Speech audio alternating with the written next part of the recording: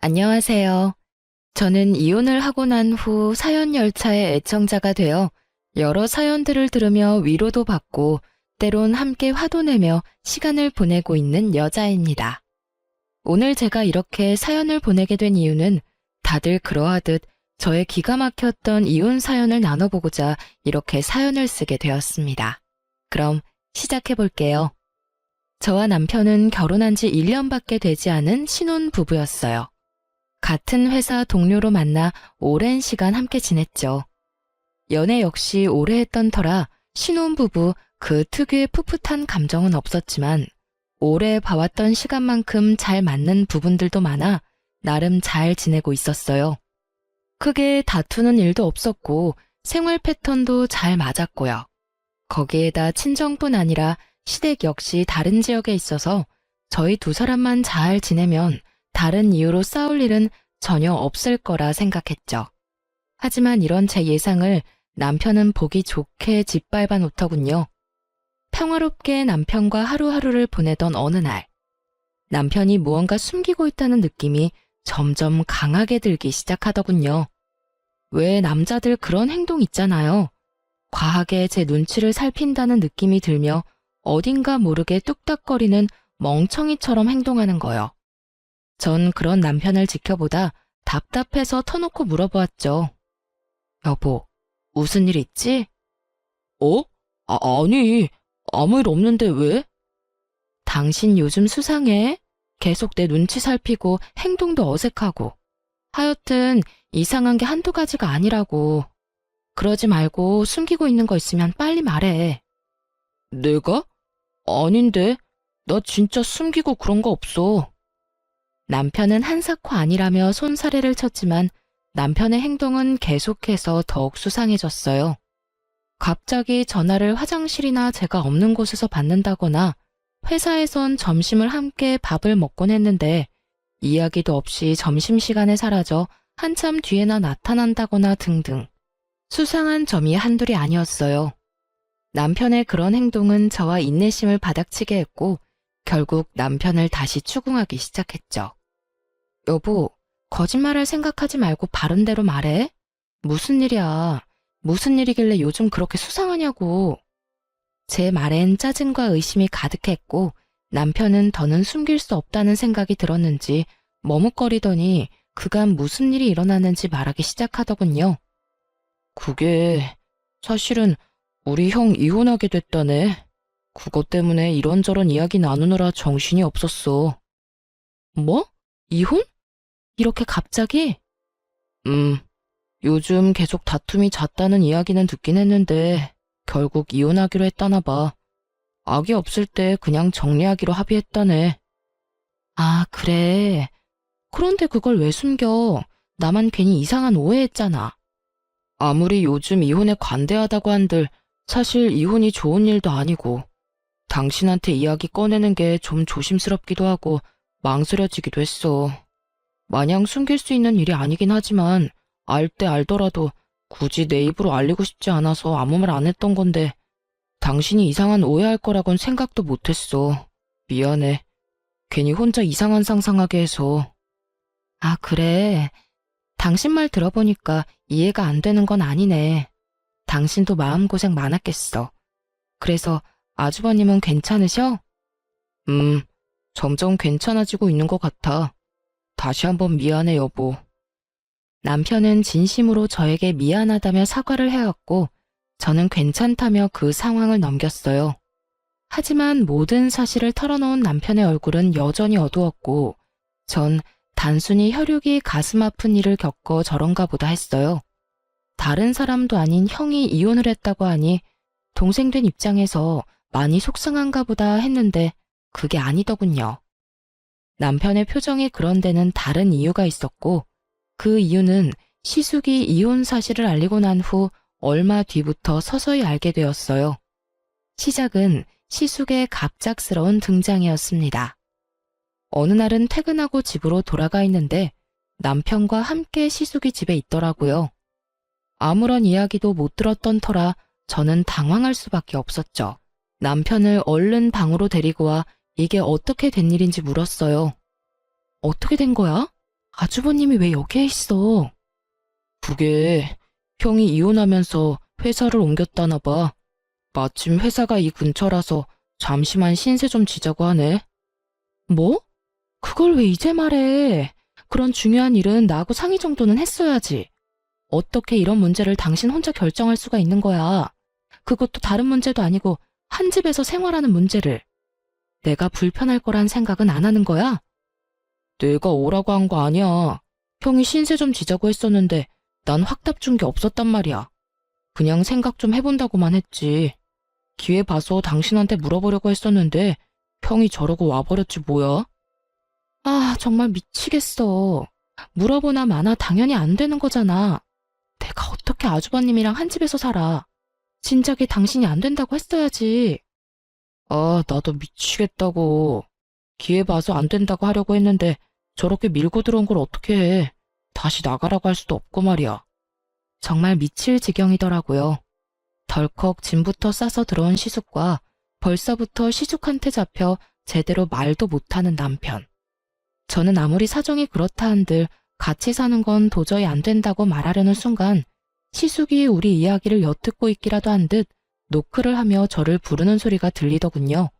차마 이야기를 제대로 마무리하지 못하고 거실로 나갔죠. 시숙은 저에게 미안한 표정을 지으며 이렇게 말하더라고요. 재수씨, 많이 놀라셨죠? 미안해요. 알다시피 사정 때문에 급하게 회사를 옮기는 바람에 아직 집을 못 구했어요. 하루빨리 집 알아봐서 나갈 테니 한동안만 좀 부탁드리면 안 될까요? 정말 미안합니다. 염치도 없고요. 이렇게까지 부탁을 하는데 무어라 할 말이 없더라고요. 면전에 대고 안 된다는 말도 도저히 나오지 않았고요. 그래서 전 하는 수 없이 알겠다고 했고 그렇게 생각지도 못했던 시숙과의 합숙이 시작되고야 말았습니다. 객식구의 등장에 집안일이 많아지겠구나 하며 걱정했던 우려와는 달리 시숙은 남편보다 더 섬세하고 다정했으며 집안일도 웬만한 가정주부보다 더 잘하더라고요. 설거지도 깨끗하게 잘할 뿐더러 청소도 얼마나 꼼꼼하게 잘하는지. 심지어 빨래도 색깔별로 척척하는데 오죽했으면 이런 남자랑 살면서 형님은 싸울 일이 뭐가 있었을까 하는 생각마저 들 정도였으니까요. 하지만 시숙의 그런 행동과는 별개로 불편한 건 어쩔 수 없는 일이었고 제가 할 수 있는 일이라곤 남편을 닥달하는 일뿐이었죠. 여보, 아주버님은 언제 나가셔? 금방 나갈 것처럼 말하더니 지금이 몇 달째야. 나 불편하단 말이야. 주말에 제대로 쉬지도 못하고 집에서 옷도 편하게 못 입고 다니고. 그게 슬쩍 말을 꺼내보긴 했는데 아직 마땅한 집이 없는 것 같더라고. 뭐? 입 한 곡에 다 따져서 집을 구한다는 게 말이나 돼? 대충 작은 원룸이라도 얻어서 나갈 생각을 해야지. 그러지 말고 당신이 다시 한번 말 좀 해봐. 나 진짜 너무 불편해서 그래. 알겠어. 다시 한번 말해볼게. 대답은 알겠다고 한 남편은 여전히 시숙에게 별다른 말을 하지 못하는 듯 했고 저는 또 그런 남편을 닥달하는 지겨운 상황이 반복되고 있었어요. 중간에서 이러지도 저러지도 못하는 남편의 상황이 아예 이해가 되지 않는 것도 아니었지만 이해가 된다고 해서 시숙을 한평생 끼고 살 순 없는 노릇이었으니 제 입장에선 어쩔 수 없는 행동이었죠. 저의 닥달에 남편이 곤란해 보이긴 했지만 애초에 이런 상황을 만든 것이 남편의 우유부단함 때문이었으니 사실 미안한 감정조차도 들지 않더라고요. 그렇게 남편과 저는 점점 관계가 소원해지고 있었어요. 그러던 어느 날 시모에게 갑자기 연락이 왔더라고요. 아가, 집이야? 네, 어머님. 집에서 쉬고 있어요. 아주버님은 볼일 있으시다고 나가셨고요. 그래? 나 결혼식 있어서 잠시 올라왔는데 온 김에 잠시 들리마. 조금 있으면 도착해. 네, 어머님.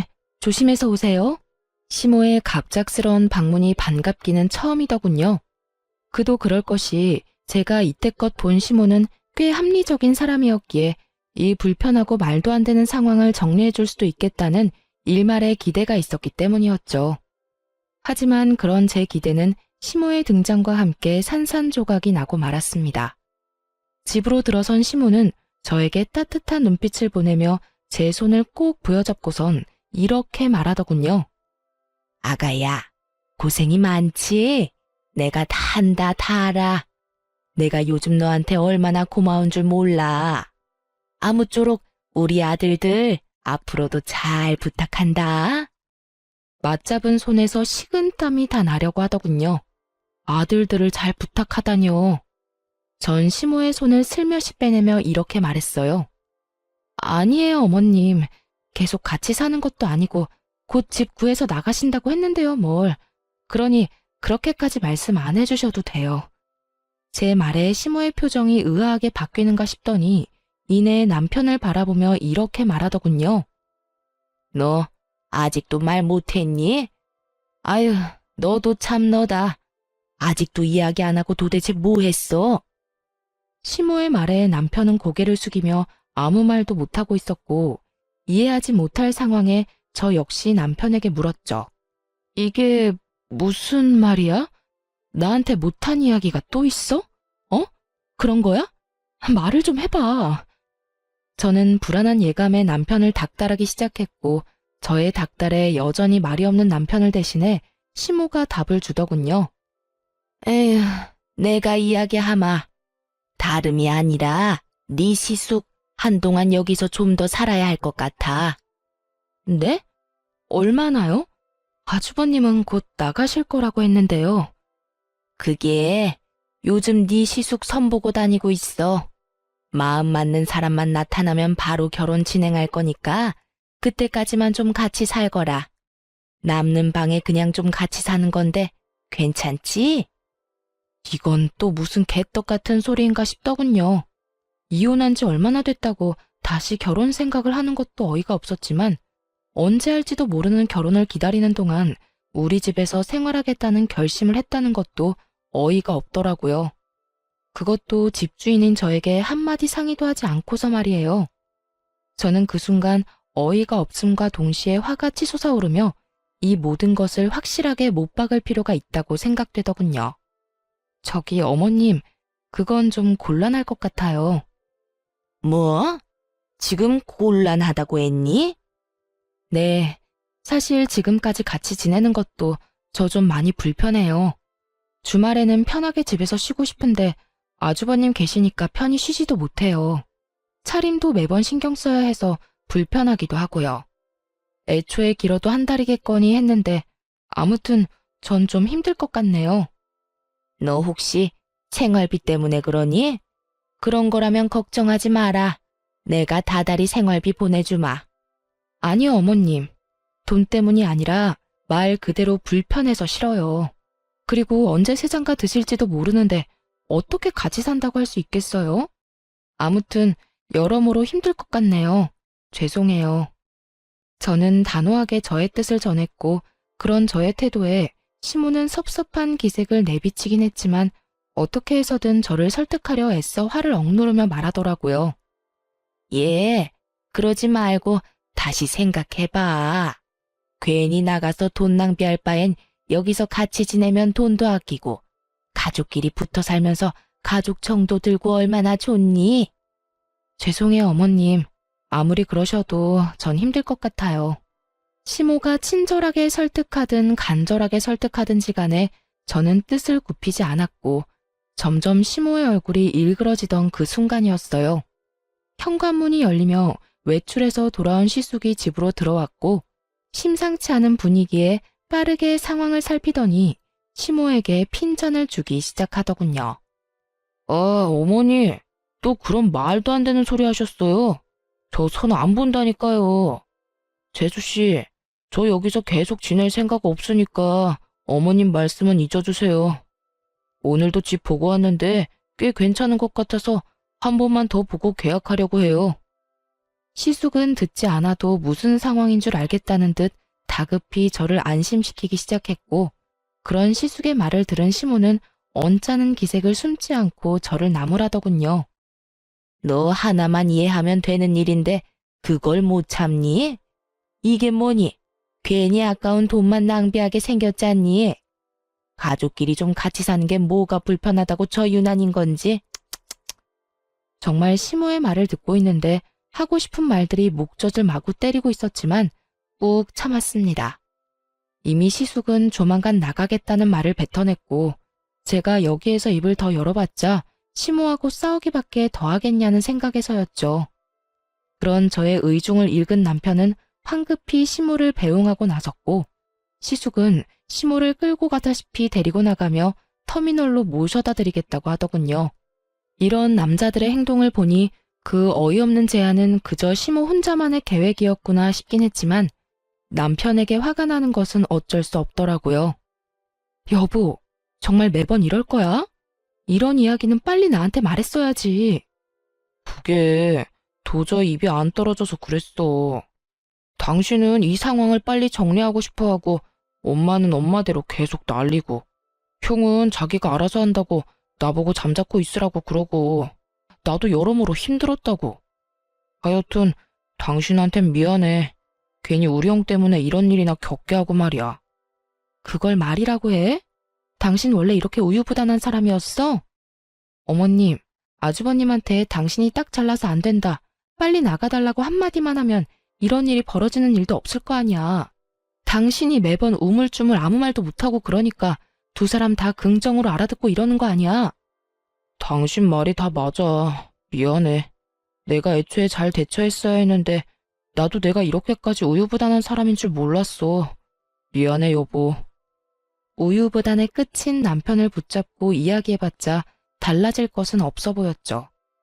반성하는 남편의 모습과는 무관하게 매번 상황을 이렇게 만들고야 마는 남편의 모습에 실망과 함께 짜증이 깊숙이 올라오더라고요. 모든 상황이 다 짜증이 가득했지만 제가 잘못한 것 하나 없는 이 상황에서 오로지 저만 나쁜 년이 되는 그 상황이 특히나 더 짜증이 나더군요. 이러나 저러나 시숙이 나가기만 하면 다 해결될 상황이었고 그랬기에 전 시숙이 나갈 날만 손꼽아 기다리고 있었죠. 하지만 이런 제 바람과는 달리 금방이라도 나갈 것만 같던 시숙은 이사한다는 소식이 없었고 남편은 점점 굳어져가는 제 눈치만 살피고 있더라고요. 그런 남편의 행동이 수상했지만 더 숨길 것이 있을까 하는 생각에 남편을 추궁하지 않고 그저 상황을 살피고 있었어요. 그렇게 남편을 주시하고 있던 어느 날 격리부에 있는 동료 친구가 다가와 걱정스러운 표정으로 말을 걸더라고요. 혜선아, 집에 무슨 일 있어? 응? 일? 무슨 일? 왜? 나 무슨 일 있대? 아니, 네 남편. 이번에 퇴직금 정산해서 받아갔어.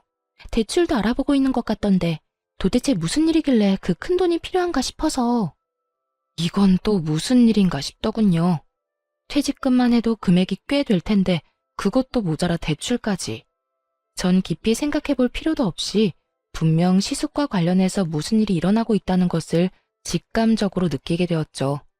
그러면서 전 제가 모르는 무언가가 많다는 것이 확실해지며 이 모든 물음표 가득한 상황을 해결해 줄 사람은 시숙과 이혼한 형님뿐이라는 생각이 들더라고요. 그래서 전 염치불구하고 이혼한 형님에게 전화를 걸었죠. 형님, 오랜만이죠. 갑자기 연락해서 죄송해요. 죄송은 무슨, 괜찮아. 동서, 무슨 일 있어? 그게, 형님, 아주버님이랑 왜 이혼하셨는지 여쭤봐도 될까요? 저의 돌직구적인 물음에 형님은 한참 망설이는가 싶더니 무거운 입을 떼더군요. 그 인간 바람 피우고 있었어. 잠깐의 실수도 아니고 꽤 오랫동안 만나왔더라고. 나한테 다 들킨 뒤에도 미안하다는 말은커녕 도리어 큰 소리치면서 이혼하자고 해서 해줬어. 아, 그러셨구나. 전 몰랐어요. 성격이 안 맞아서 다투다가 헤어졌다고 하길래 그런 줄만 알았어요.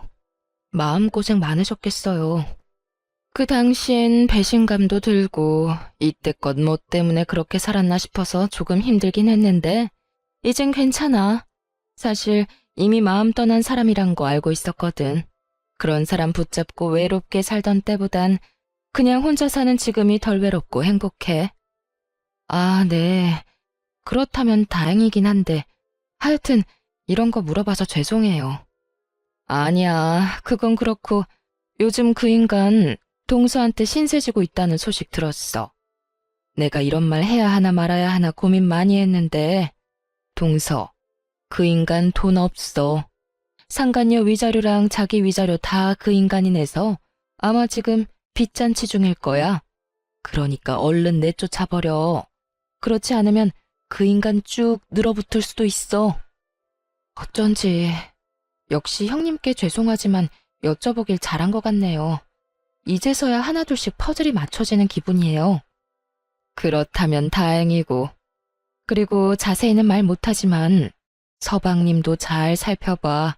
나처럼 뒤통수 맞지 말고. 저희 남편이요? 그 사람이 왜요? 혹시 그 사람도 이상한 짓 하고 돌아다니나요? 뭐 아시는 게 있으신 거예요? 내가 말하기는 뭐하고 동서가 잘 지켜봐. 나도 확실하진 않아서 정확하게 뭐라고 말하기는 좀 그래서 그래. 하여튼 내 꼴 나기 싫으면 동서가 스스로 나서서 조사하는 수밖에 없어. 그럼 끊어. 형님과의 통화가 끝난 후 생각이 많아질 수밖에 없더라고요. 일단 시숙은 돈이 없어 우리 집에서 지내고 있었던 것이었고 남편이 큰 돈이 필요했던 이유는 시숙 때문에 맞더군요. 한 푼 없는 시숙이 우리 집에서 나가야 하는 상황이 되니 남편이 돈을 마련해주고 있었던 것이었죠. 그렇게 다른 수상한 점은 밝혀졌는데 아무리 생각해도 마지막 말이 이상하더라고요. 남편을 잘 지켜보라니. 누가 들어도 수상한 말이잖아요. 하지만 형님 말과는 달리 남편에겐 수상한 점은 전혀 없었어요. 매번 출퇴근도 저와 함께 했고 시숙 때문에 사이가 소원해지기 전까진 점심시간에도 저와 함께 했으니까요. 그것뿐인가요? 주말에도 거의 함께 시간을 보냈으니 딴짓할 시간 따위 없었을 테니 더욱 이상했죠. 그렇게 한참을 생각하던 제 머릿속을 스치고 지나간 것이 있었는데 그건 시댁이었어요. 시숙과 남편은 1, 2주일에 한 번씩 시댁에 다녀오곤 했는데 그때마다 한사코 두 사람만 다녀오겠다고 하곤 했었어요. 저도 시댁에 가지 않아도 된다고 하니 의심을 하기보단 기쁜 마음이 더 컸기에 별다른 생각을 하지 못했었고요. 하지만 남편이 딴짓하고 있다면 유일한 시간이 그때뿐이란 생각이 들었죠. 시숙이 이혼하고 난 뒤에도 여전히 시댁엔 두 사람만 다녀오곤 했으니 이것뿐이다 싶더군요. 전 아무것도 모르는 척하며 두 사람이 시댁을 간다고 하는 날만 기다렸고 저의 바람대로 두 사람은 며칠 뒤 다가오는 주말에 시댁을 다녀오겠다고 하더라고요. 여보, 나 이번 주 주말에 형이랑 집에 좀 다녀올게. 아, 그래? 그러면 이번엔 나도 갈까? 아무래도 저번에 그런 일도 있었고 같이 가서 얼굴 비추는 게 좋지 않을까? 어? 아니야. 그런 일 있었으니까 한동안 가지 않는 게 좋지. 우리 엄마 성격 잘 알잖아. 이번에 같이 가면 아마 모르긴 몰라도 당신 엄청 못 살게 굴 거야. 그런가? 그럼. 그러니까 그냥 이번엔 형이랑 나랑 다녀올게. 한사코 안 된다고 난리를 부리는 남편의 모습에 전 더욱 미심쩍어지며 주말을 더욱 기다리게 되었어요. 그렇게 다가온 주말, 전 조심스럽게 두 사람 뒤를 밟았고 남편과 시숙은 시댁이 아닌 시댁 근처에 있는 골프장으로 향하더라고요. 골프장이 가까워질수록 전 그동안 속았던 제가 한탄스러우면서도 그저 기분 전환차 골프를 치러 가는 것이길 얼마나 바라고 또 바랐는지 모릅니다. 하지만 저의 이 바람이 처참히 무너져버리는 것은 순식간이었죠. 골프장 주차장에 멈춰섰고 골프장 입구에 기다리고 있는 두 여자를 향해 시숙과 남편이 다가가더군요. 딱 보기에도 어려 보이는 두 여자. 그중 한 여자는 시숙과 아주 깊은 관계인 듯 만나자마자 어깨에 손을 두르며 걸어갔고 남편과 남은 한 여자는 멋쩍은 듯 가벼운 눈인사를 나누곤 시숙과 여자의 뒤를 따르더라고요. 그 모습에 안도라는 걸 하는 제가 얼마나 한심했는지 모릅니다. 남편이 저를 속이고 모르는 여자와 골프장이나 다닌다는 배신감보다 그 여자와 대면대면한 사이라는 것에서 오는 안도감이 더 크게 느껴진다는 것이 저를 비참하게 만들어 눈물이 나더라고요. 그렇게 전 눈물을 훔치며 오랜 시간 남편이 나오길 기다리고 또 기다렸어요. 2시간 뒤 주차장으로 나온 남편의 모습은 제 안도감을 한 방에 뻥 하고 날려버리더군요. 들어갈 때와는 달리 남편은 그 여자와 어색하기는커녕 누가 보아도 다정한 연인의 모습으로 나오고 있었고, 혹시나 했던 저의 믿음과 안도감은 그야말로 산산조각이 나고야 말았죠. 다른 건 몰라도 이혼만큼은 제 인생에 없을 거라고 생각했는데, 살짝 열린 창문 틈으로 들리는 남편과 그 어린 여자의 대화 소리는 저를 무너지게 만들었습니다. 자기야, 이제 어디 갈 거야? 어디 가긴 좋은 데 가야지. 밥부터 좀 먹을까? 뭐 먹고 싶은 거 있어? 먹고 싶은 것보단 갖고 싶은 건 많은데. 그러면 쇼핑부터 하고 밥 먹으러 가자. 정말? 쇼핑도 시켜주는 거야? 자기 진짜 최고다. 이 정도야 뭐. 대신 또 만나자고 연락하거나 내가 연락하지 않았는데 먼저 연락하면 안 돼? 알겠지? 알겠어. 그런데 자기 결혼 안 한 거 맞지? 애인도 없다고 했고. 그러면 그냥 나랑 쭉 만나면 안 돼? 난 자기 정도면 좋은데. 난 결혼 생각도 없고 한 여자한테 얽매여서 살고 싶지도 않아. 자, 얼른 가자. 나 슬슬 배고파지려고 해. 얼른 살 거 사고 밥 먹자. 치, 알겠어. 가자. 남편은 얼굴색 하나 바뀌지 않고 미혼인 척하고 있더군요. 그간 천연덕스럽게 저를 속이며 기만한 것도 모자라 외간 여자들한테 돈을 써대며 이런 더러운 짓을 벌이고 돌아다닌 현장을 제 두 눈으로 목격하니 이혼 말고는 답이 없다는 생각이 들더군요. 그날 이후 전 남편과 시숙이 벌이는 돈 문제부터 외도까지 모든 것을 모른 척하며 천연덕스럽게 두 사람을 대하기 시작했어요. 물론 뒤로는 이혼을 준비했고 이혼 준비와 함께 남편에게 사람을 붙여 뒷조사를 시작했어요. 한 여자와 깊은 관계를 맺고 있는 시숙과는 달리 남편은 그날 다른 여자들과 하루뿐인 만남을 즐기고 있더라고요. 그 여자들은 주로 캐디들이었는데 어리고 예쁜 캐디들만 골라 따로 연락처를 받아두었다가 골프장을 가는 날이면 일을 하루 쉬고 남편과 시간을 보내며 돈을 받았던 것이었어요. 이르자면 하루 개인 캐디인데 이것도 저것도 다 해주는 알바였던 것이죠. 이혼을 준비하는 그 몇 달 동안에도 남편을 스쳐간 여자는 한둘이 아니었고 사진 속 여자들이 다 다르다는 사실이 저를 더욱 경악스럽게 만들었죠. 한 여자에게 푹 빠져 헤어나오지 못하는 상황이 아니라는 것을 다행이라고 해야 할지 헷갈릴 지경이었으니까요. 어찌되었든 외도의 증거들은 확실했고 시숙 역시 남편이 무사히 대출을 다 받아주었는지 어느 날 저에게 감사의 인사를 전하며 이렇게 말하더라고요. 재수씨, 그동안 감사했어요. 저 그저께 집 계약했어요. 아, 그러세요? 집은 마음에 드세요? 예, 회사랑도 더 가깝기도 하고 무엇보다 이제 재수씨한테 피해 안 드려도 돼서 그게 마음이 편하네요. 그동안 말씀은 못 드렸지만 참 죄송했거든요. 아, 네. 어찌되었든 무사히 이사해서 다행이네요. 예, 다시 한번 재수씨 감사해요. 어찌나 예의도 바르게 감사를 전하던지 소름이 다 끼치더라고요. 앞에선 저렇게나 예의 바르고 인성 바른 척을 하고 뒤에선 제 남편과 함께 아무 여자나 만나고 돌아다녔으니 말이에요. 하여튼 전 시숙이 이사 나가는 날을 이혼 통보의 디데이로 결정했고 대망의 그날 짐 가방을 챙긴 시숙은 사람 좋은 얼굴로 다시 한번 감사의 인사를 건네더군요. 재수씨, 그동안 감사했습니다. 전 이만 가볼게요. 전 시숙이 인사를 건네는 순간 새벽에 미리 싸놨던 남편의 짐가방을 꺼내와 남편에게 건네며 이렇게 말했어요. 당신도 같이 나가. 이거 당신 짐이야. 제 말엔 남편과 시숙은 놀란 토끼 눈을 하고 저를 바라보더라고요. 전 그런 남편에게 다시 한번 짐가방을 밀어줬고 남편은 도저히 그 상황이 이해가 되지 않는 건지 저에게 상황을 물어오더군요. 그게 무슨 말이야? 나도 나가라니. 이 짐가방은 또 뭐야? 말 그대로야. 당신도 지금 당장 이 집에서 나가줘. 난 이제 당신같이 더러운 인간이랑은 한순간도 같이 못 살아. 사이 좋은 형제답게 지금 이 길로 당신 형 따라가. 더럽다니. 내가 무슨 짓을 했다고 그렇게 심한 말을 해? 당신 어디 아파? 아니, 꿈이라도 꿨어? 갑자기 왜 이러냐고. 도무지 상황 파악을 하지 못하는 남편과 눈치만 살피고 있는 시숙. 저는 두 사람에게 그간 모아뒀던 사진 중 일부를 남편과 시숙에게 보여주었죠.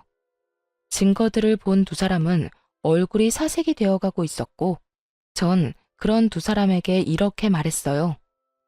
내가 도대체 어디까지 알고 있는지 궁금하지? 나 당신이 생각하는 것보다 훨씬 더 많아. 당신 퇴직금도 미리 정산받고 대출도 받았지?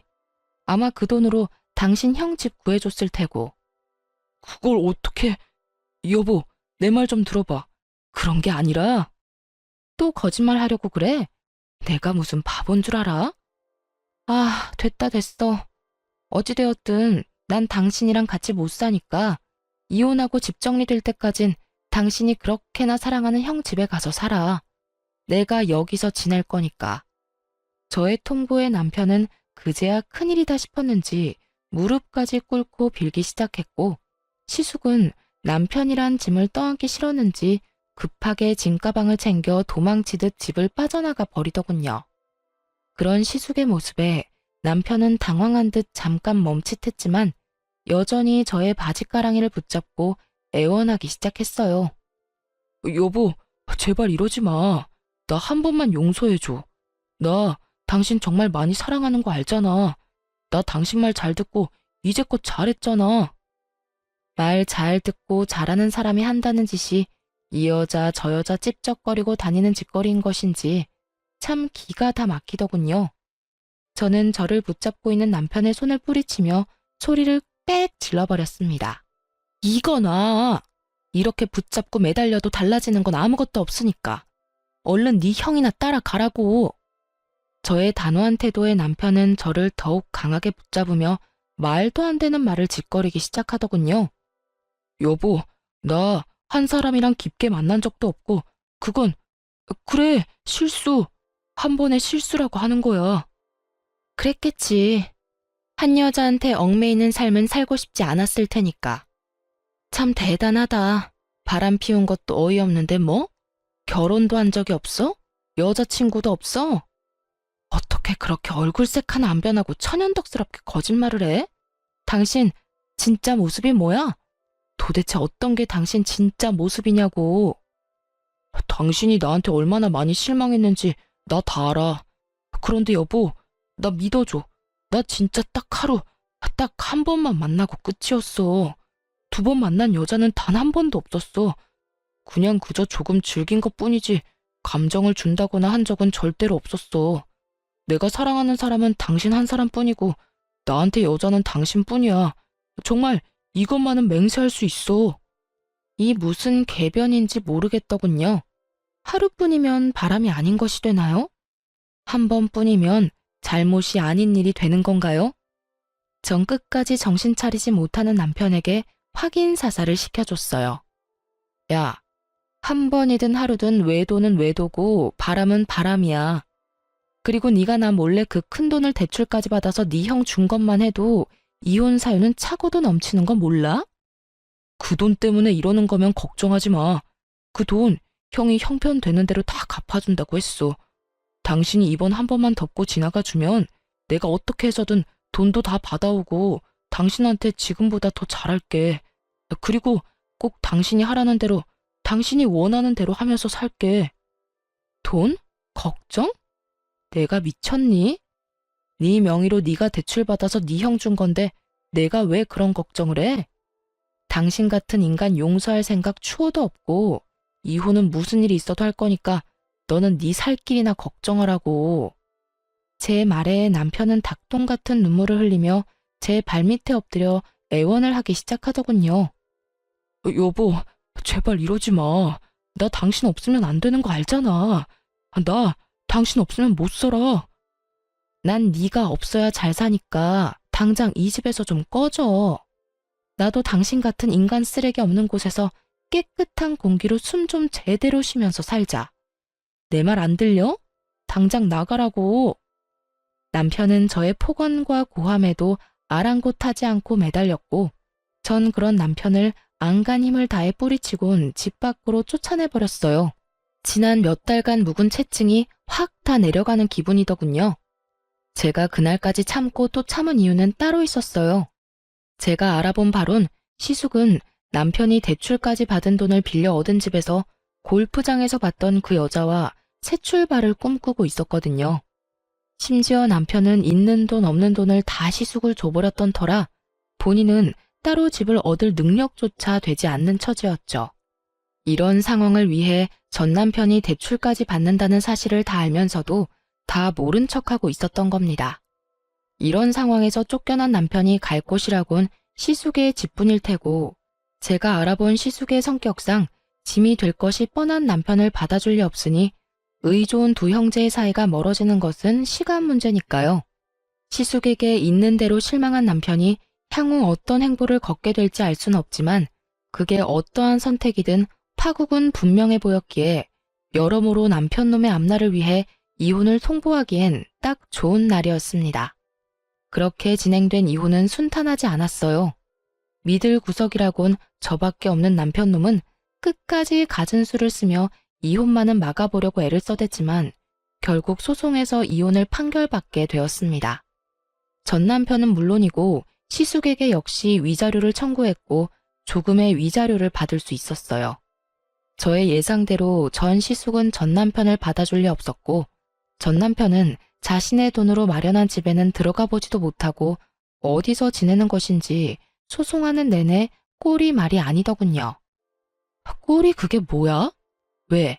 그렇게 사랑하는 형이 안 받아줘? 말도 마. 집 앞에 아무리 찾아가도 문도 안 열어주더라. 요즘 찜질방에서 먹고 자고 해. 나 불쌍하지 않아? 그러니까 지금이라도 나 좀 받아주면 안 될까? 불쌍? 웃기고 있네. 정신 좀 차려. 이렇듯 전 남편은 거짓골이 되어가고 있는데도 불구하고 전 시숙은 전 남편에게 돈을 조금도 갚지 않는 것은 물론 전 남편을 피하고 있더라고요. 전 남편은 저와 소송을 하면서 자신의 형에게 소송을 준비하고 있는 듯 했어요. 외도까지 서로 도와주며 큰돈까지 아까워하지 않고 턱턱 빌려주던 의 좋은 형제의 결말은 그야말로 파국과도 같았죠. 모든 것이 저의 뜻보다 더 통쾌한 방향으로 흘러가고 있더군요. 결국 이혼이 마무리될 때쯤엔 두 사람이 언성까지 높이며 멱살 잡고 싸우는 모습을 볼 수 있었어요. 야, 이 자식아. 이게 다 너 때문이잖아. 누가 돈 안 준대? 그까짓 돈 다 갚는다고 했잖아. 그까짓 돈? 그 돈이 얼만데 그까짓이래. 그리고 이때껏 단돈 10,000원도 준 적 없으면서 맨날 갚는다는 말만 하고 지금처럼 큰 소리 치고 싶으면 적어도 조금이라도 갚고서 큰 소리를 쳐. 아무리 그렇다고 해서 남의 집에서 찾아와서 그렇게까지 난동을 피우면 어떻게 해? 너 때문에 그 여자 도망갔잖아. 남의 집? 참, 진짜 웃기네. 그게 왜 형 집이야? 그 집 엄연히 내 집 아니야? 그 집 마련할 때 나한테 돈 빌려서 마련한 거 다 잊었어? 그리고 그 여자가 도망간 게 왜 내 탓이야? 형이 모은 돈은커녕 빚밖에 없으니까 그 여자가 도망갔지. 입은 삐뚤어졌어도 말은 바로 해. 이 모든 건 내 탓이 아니라 형이 빚쟁이라서 일어난 일이라고. 뭐? 빚쟁이? 너 이 자식 말 다 했어? 못했다 이 빚쟁이야. 내 돈 당장 갚아. 다 갚으라고. 말만 돈 갚는다고 하고 내 연락은 다 피하고. 네가 그러고도 형이냐? 넌 그래서 하나뿐인 형을 고소했냐? 어떻게 가족한테 이럴 수가 있어? 애초에 형이 나한테 그딴 식으로 안 굴었으면 나도 이렇게까진 안 했겠지. 돈은 둘째치고 형이 내 연락을 피하지만 않았더라도 나도 이렇게까진 하진 않았을 거라고. 언성을 높이던 전 시숙은 이내 전 남편의 멱살을 잡았고 전 남편 역시 시숙의 멱살을 맞잡고 개싸움을 하기 시작하더군요. 빚쟁이가 된 형제의 싸움이 참 보기 아름답기까지 하더군요. 어찌나 누구 하나 제정신 박힌 것들이 없는 것인지 형제는 형제구나 싶었어요. 그렇게 이혼이 마무리되고 전 시숙의 소식은 들을 수 없었지만 전 남편은 회사가 같았던 터라 어쩔 수 없이 얼굴을 계속 봐야만 했었죠. 이미 끝난 사이이긴 하지만 한 회사에서 듣고 보고 지내려니 참 그것만큼 곤욕은 또 없더군요. 마주칠 때마다 불쌍한 표정으로 인사를 건네는 것으론 부족했는지 뻔뻔하게 부탁이라는 걸 하더라고요. 여보, 잘 지내? 여보는 무슨? 너랑 나랑 이혼한 거 잊었어? 누구한테 여보래? 그리고 눈 없어? 아주 잘 지내고 있는 거 안 보여? 너무 날카롭게 굴지 마. 나 요즘 힘들어. 네가 힘든 거랑 나랑 무슨 상관이라고 말을 걸어. 왜? 네가 힘들다고 불쌍한 척하면 내가 눈물이라도 흘리면서 위로라도 해줄 거라 생각했어? 그런 게 아니라 사실 나 당신한테 부탁이 있어. 이야, 진짜 뻔뻔하다. 이 와중에 나한테 부탁까지 한다고? 당신한테 정말 면목 없는데 나 맡고 있는 프로젝트 좀 도와주면 안 될까? 뭐? 당신도 알잖아. 지금 내가 맡은 일이 얼마나 중요한지. 이 일 처음에도 당신이 큰 틀 잡아줬었잖아. 그 덕에 진행도 잘 되고 있었고. 그런데 알다시피 내가 요즘 형 문제도 있고 당신 도움도 없으니까 일이 진행이 잘 안 돼.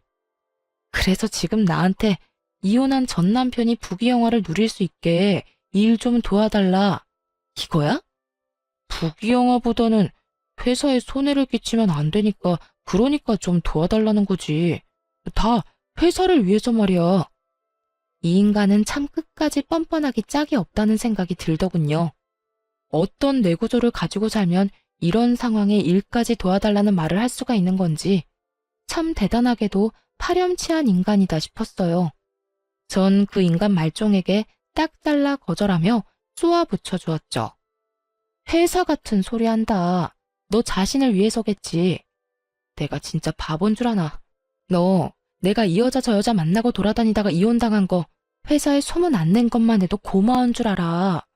한 번만 더 나한테 아는 척하거나 이런 부탁도 하는 날엔 우리 이혼 사유 회사에 모르는 사람 없도록 소문 쫙 내줄 테니까 그런 줄 알고 나한테 눈길도 주지 마. 알겠어? 제가 이렇게까지 몰아붙이자 전 남편은 그제야 본색을 드러내기 시작하더군요. 야, 너 진짜 너무한 거 아니야? 그깟 일 좀 도와주면 어디가 덧나냐? 하여튼 네가 이딴 식이니까 내가 밖에서 그런 짓거리나 하고 다닌 거야. 알겠어? 아, 그 모든 게 다 내 탓이라고? 그러면 그게 내 탓이겠어? 내가 오죽했으면 그랬겠어? 네가 이딴 식으로 남자의 길을 개똥으로 알고 막대하니까 내가 밖에 나가서 딴 여자 만난 거야. 그러니까 회사에 소문내기만 해. 내가 가만 안 있을 테니까. 이런 미친놈을 봤나? 어디서 되지도 않는 협박질이야.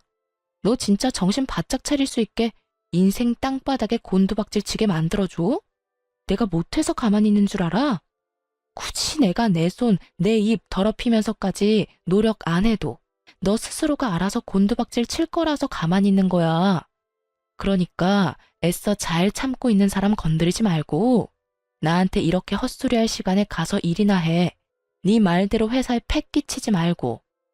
저는 전 남편을 무섭게 노려보며 쉬지 않고 말들을 쏟아냈고 전 남편은 할 말이 없었는지 저를 노려보다 뒤를 돌아가 버리더라고요.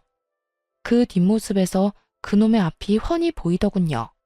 전 남편이 맡은 일은 저의 아이디어에서 나온 일이었고 전 남편의 진급을 위해 제가 발벗고 나서 도와주던 일이었어요. 이혼을 할 당시 회사에서 보기 싫은 마음이야 굴뚝이었기에 확 회사에 소문을 다 내버릴까 고민하지 않았던 것은 아니었지만 전 남편의 능력으론 이번 일을 무사히 마치지 못할 것이라 확신했기에 굳이 제 입 더럽혀가면서까지 소문을 내지 않았던 거죠. 아무리 상황이 이렇다 한들 저에게까지 도움을 청할 거란 생각은 전혀 하지 못했는데 참 대단하다 싶었어요. 하여튼 전 남편은 저의 예상대로 일을 보기 좋게 말아먹어버렸고 그 덕에 회사에서 온갖 서름과 눈칫밥은 혼자 다 먹게 되었다고 하더라고요. 그뿐만 아니라 바로 아래 후임에게도 보기 좋게 밀리는 처지가 되어버리자 더는 버틸 수가 없었는지 자진해서 사표를 쓰고 회사에서 나가버리더군요. 얼마나 고생을 했는지 마지막으로 본 전 남편의 몰골은 말도 못할 만큼 형편이 없었어요.